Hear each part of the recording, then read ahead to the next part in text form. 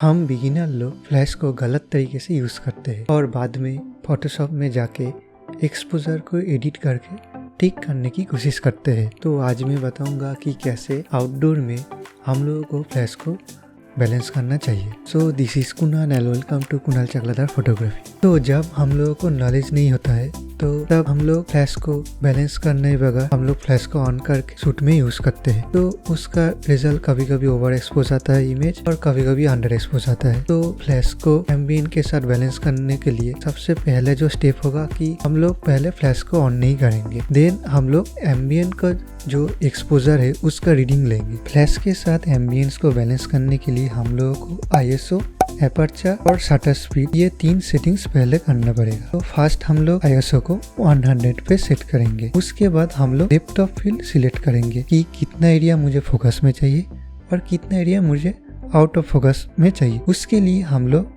Aperture को select करेंगे। Aperture select करने के बाद हम लोग डिसाइड करेंगे कि बैकग्राउंड को कितना डार्क रखना चाहता हूँ। अगर ज्यादा डार्क रखना चाहते हो तो शटर स्पीड को ज्यादा रखेंगे और अगर कम डार्क रखना चाहते हो तो शटर स्पीड को कम रखेंगे। सो जो स्टेप बताए हैं उसके हिसाब से मेरा जो इमेज का एक्सपोजर थे एम्बियंट लाइट का वो कुछ ऐसे थे, आप लोग देख ही पा रहे हो विथ सेटिंग्स। देन मैंने फ्लैश को ऐड किया हूँ। उसके बाद मैंने देखा कि फ्लैश का पावर ज्यादा कम दिख रहा है, इसलिए मैंने फ्लैश का पावर इंक्रीज किया हूँ। देन मैंने डिसाइड किया था कि मेरे जो बैकग्राउंड है उसको और भी डार्क दिखाना चाहता हूँ। उसके लिए मैंने शटर स्पीड को 500 से 1/640 में ले गया है। सो मेरा जो फास्ट लाइट का एक्सपोजर है एम्बियंट के साथ वो बैलेंस हो गया। उसके बाद हम लोग ऐड करेंगे second light. Second light add करेंगे बैकग्राउंड से सब्जेक्ट को सेपरेट करने के लिए। सो सेकंड लाइट ऐड करने के बाद इमेज का लुक्स कुछ ऐसा आया। देन मैंने डिसाइड किया था कि मेरा जो बैकग्राउंड का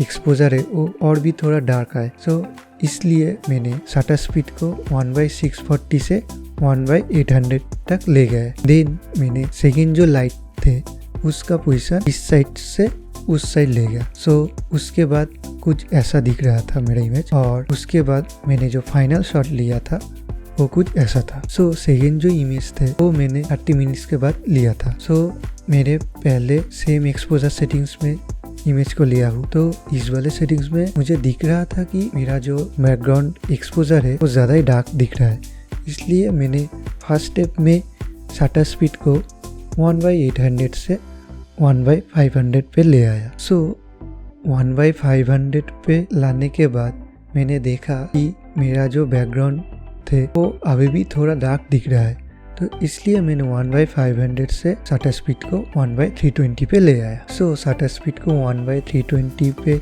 लाने के बाद मैंने देखा कि मेरा जो मॉडल का फेस के एक्सपोजर है वो ओवर हो रहा था। तो उसलिए मैंने फ्लैश का पावर थोड़ा डाउन किया हूँ और डाउन करने के बाद मेरा जो फाइनल रिजल्ट आया वो कुछ इस तरीके से था। सो आप लोग समझ गए कि कैसे एम्बियंस के साथ फ्लैश को बैलेंस करना चाहिए। सो अभी आप लोग बिहाइंड द सीन्स का जो पार्ट है वो वॉच कीजिए।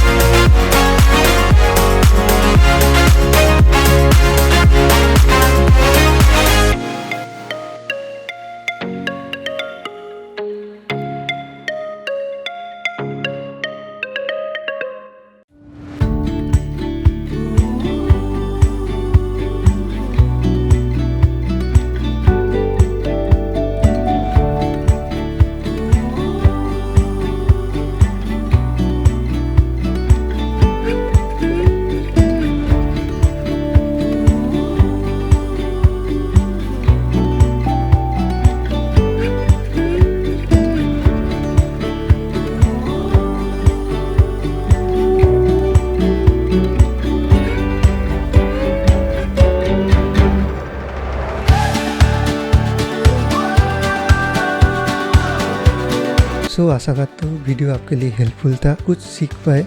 अगर सीख पाए तो वीडियो को लाइक कर दो, चैनल पे नया हो तो सब्सक्राइब कर दो। और आज के लिए इतना ही, मिलते हैं अगले वीडियो में और एक शूट के साथ। बाय।